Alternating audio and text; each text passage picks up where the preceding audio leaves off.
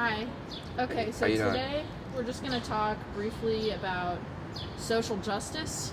So before we talk about social justice, if you could just tell me what your name is, where you're Sure. from, a little bit about yourself. Sure. So hi, my name's Miles Mitchell. I'm a student here at Columbia. I'm from Seattle originally, and I am studying astrophysics here. And that's pretty much it. Awesome. So what does social justice mean to you? Social justice, I think social justice is a livability issue for the most part, which is to say that um, when things are socially unjust, there's a problem with like people not being able to live out their lives. You know, the American dream, whatever sort of cultural mythologies that we have in this country. Those are sort of the issues that we're trying to maintain through a social justice agenda. And so when people's aspirations become under threat, that's where I think people come in and say, hey, there's a social justice issue here. We need to take another look at this. So ultimately, it's all about livability. To what extent in this country livable? Can you afford things? So on and so forth. What services are available?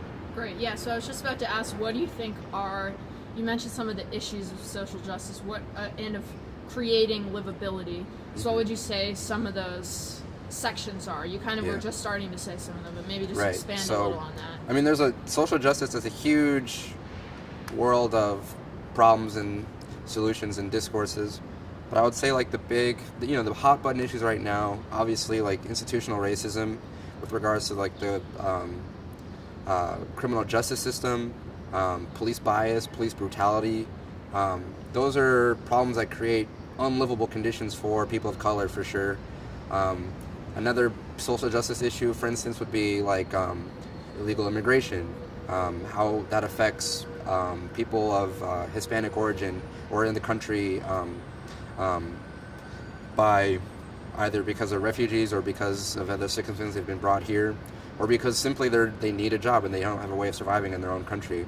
It's like, so I guess like that's sort of like another realm of which you can approach it. You could also talk about it in terms of like healthcare, which is another hot button issue right now. I mean, the fact of the matter is, the United States is a developed country with the least access to healthcare, and with the healthcare that does exist here is way more expensive than you would find anywhere else within the developed world. So, and the fact of the matter is like we're paying, so it's like, why don't we get the same service? So it's another livability issue. So I could keep going on. You could even have something that's more contemporary, like LGBTQ rights. How do you make the world more livable for them?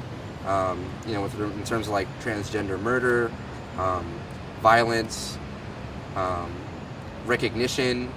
In terms of like the bathroom laws, that was like a big sort of like livability issue. So everything that I'm saying is kind of like, okay, can people carry out their day-to-day business in a way that's healthy, productive, and meaningful? And so social justice is about getting that agenda done. But there's a lot of opponents to that.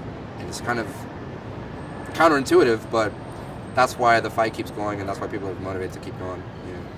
So that's social justice to me. Thank you. So what role do you think the federal government has in that versus grassroots activism? Or do you think it's some combination? What are your thoughts on that? I mean, I think definitely the grassroots element is there to advocate and create a voice for discussion, and I think the role of the federal government is to listen and be accountable to the voice of the people. We have to remember that we are paying them, so our money needs to be working for us, right? And so that's really they work in tandem. There's not like, no one is really siloed off into a different section. But really what it comes down to is a lot of times when you're in a position of privilege, which a lot of people in the federal government are, you become detached, dissociated from real life, ordinary folks.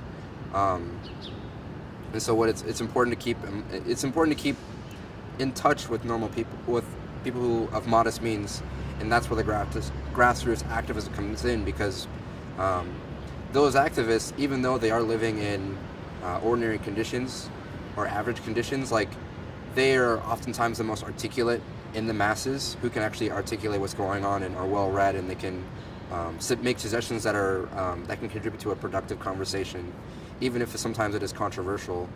I think, on the other hand, like, grassroots activism has become a little bit, especially as it pertains to the left a lot, but then also to the right a lot as well. Like, it becomes, tainted by, like, this common phenomenon now, like, extremism. So, and that has to do with, like, rules for radicals. How do we sort of make change? Is violence truly necessary, or can we have a conversation? What kinds of civic institutions exist for change, and whether they exist or not, or how they function. So that's where I think a lot of people become afraid of activism. It's like, okay, well, it's just about rebelling. It's just about creating chaos. But really, fundamentally, it's about creating a topic for discussion and informing people, and it shouldn't be something that inspires hostility. Of course, some people are going to be against things, but it should be something that is done in a civilized way. Yeah.